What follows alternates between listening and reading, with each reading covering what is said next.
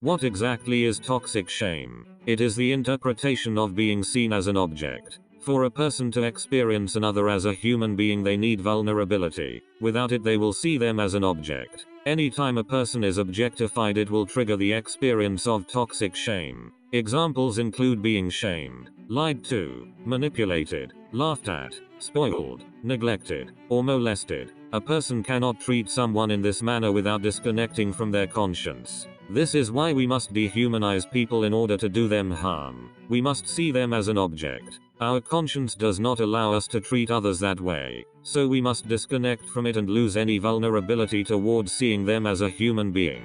The way we escape our conscience is by smelling, or more broadly by a reaction.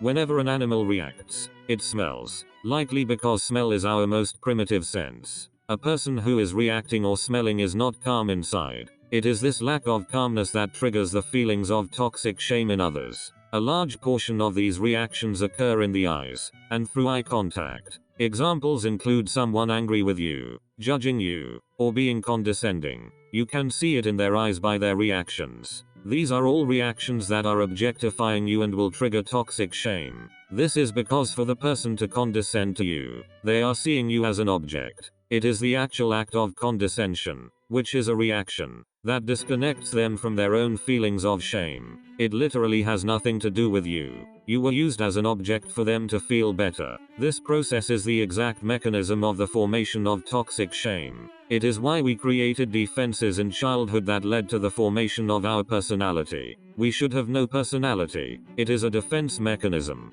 We should be selfless and vulnerable. Yet that would make us vulnerable to experiencing again the exact feelings of shame that created who we are in the first place. In this process, the person who is condescending is using you to disconnect further from their conscience, and in the process losing more of their humanity, and consequently becoming dead inside. It is only in the presence of a selfless person with full vulnerability that we have a chance of letting go of our defenses and being vulnerable. Someone who is not smelling, or not reacting. Otherwise, we must protect ourselves from the possibility of feeling those abnormal feelings of toxic shame we felt when our brains were not developed as children.